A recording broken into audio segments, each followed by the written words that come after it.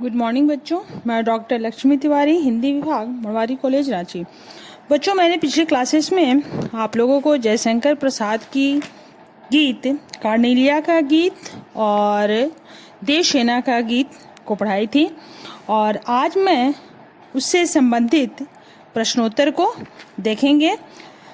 तो पहले हम लोग देव सेना का गीत का प्रश्न उत्तर देखते हैं। तो देव सेना के गीत में एक प्रश्न है, आप लोग भी देखेंगे बुक में। कवि ने आशा को बावली क्यों कहा? यहाँ जयशंकर प्रसाद कहते हैं कि आशा बावली क्यों है। कवि का कहने का भाव क्या है?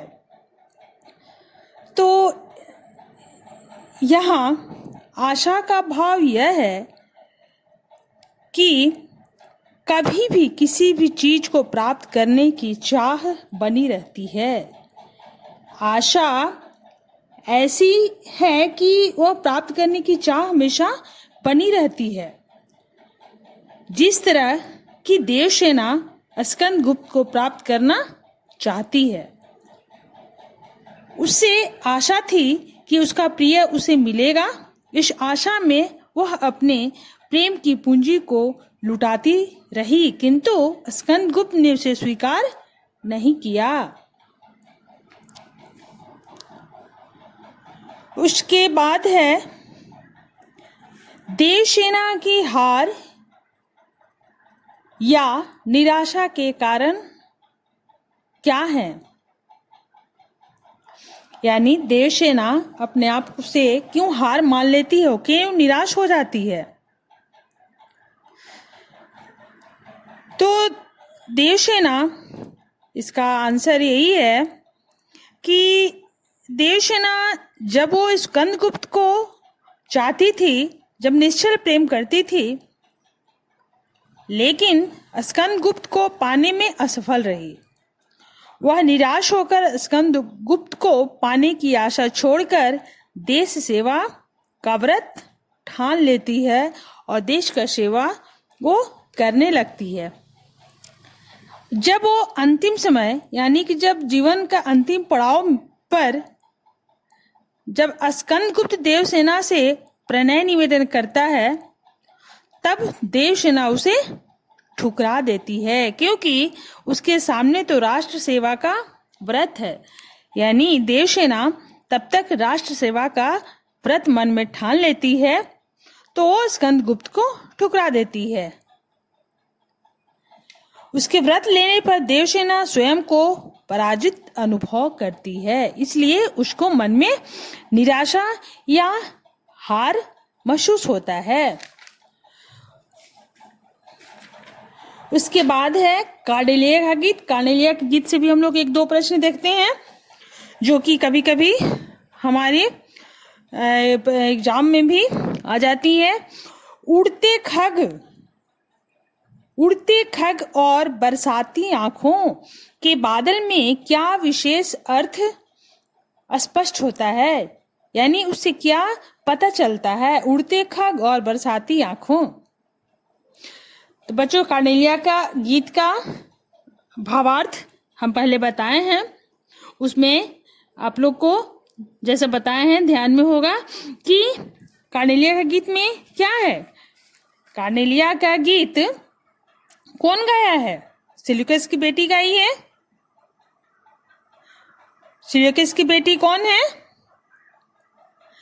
सेल्यूकस की बेटी कार्नेलिया है, जो कि वो क्या अपनी देश का, यानी भारत का वर्णन करती है कि हमारे देश में क्या है, यहाँ की प्रकृति क्या है।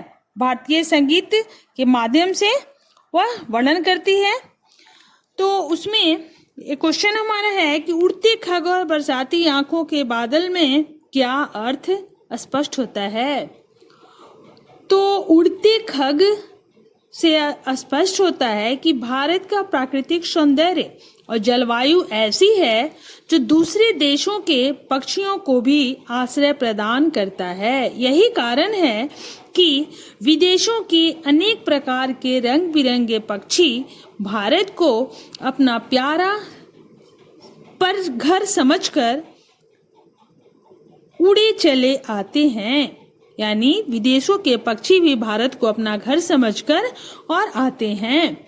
बरसाती आंखों के बादल से कवि का यह भाव स्पष्ट है कि भारतीयों के हृदय में प्रेम, सहानुभूति, करुणा और परस्पर सहायता की भावना है। वे दूसरे के दुखों को देखकर दुखी होते हैं। दूसरों के दुख के कारण उनकी आंखों से आंसू बहने लगते हैं। उसके बाद है लगी संतृष्ट दीठ थी सबकी के द्वारा देवसेना क्या कहना चाहती है। इस पंक्ति में देवसेना, यह हमारा पंक्ति है कविता का, लगी सतृष्णा, देवसेना की जो गीत है उसकी पंक्तियां हैं, लगी सतृष्ण दीठ थी।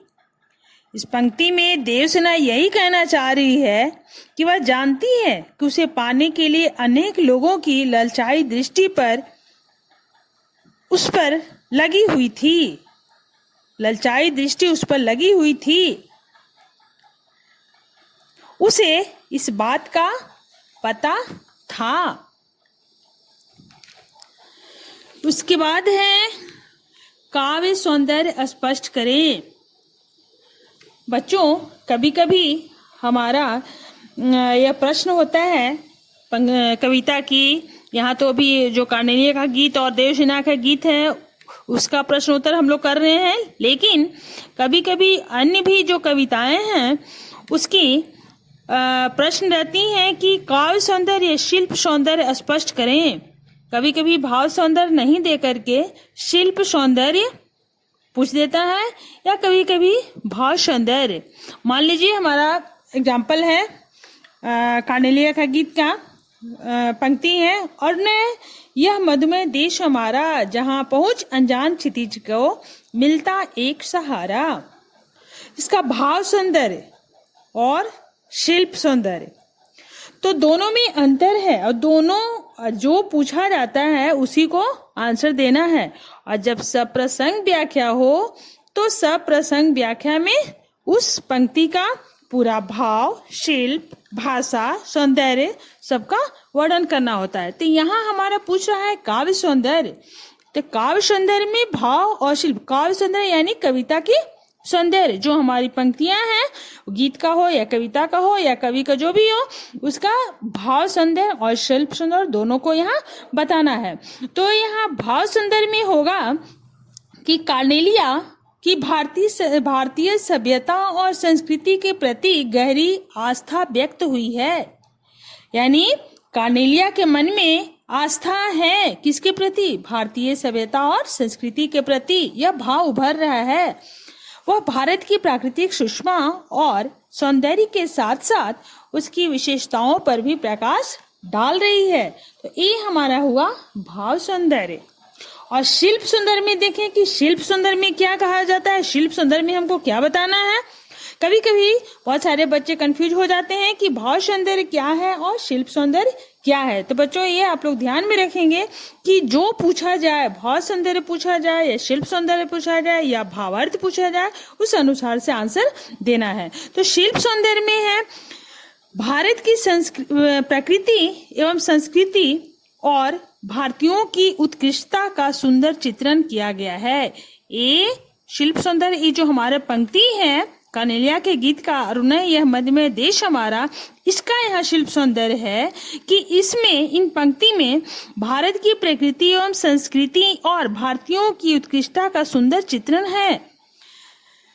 यहाँ कहीं कहीं विशेषण शब्द का प्रयोग हुआ है, जैसे अनजान क्षितिज का या विशेषण का शब्द का प्रयोग है, और सूर्य की किरणों का यहाँ मानवीकरण किया गया है। यानी कि यहाँ की सूर्य का किरण का बताया गया है कि यहाँ के सूर्य की किरणें की छटा कैसी है, उसमें कैसा लगता है।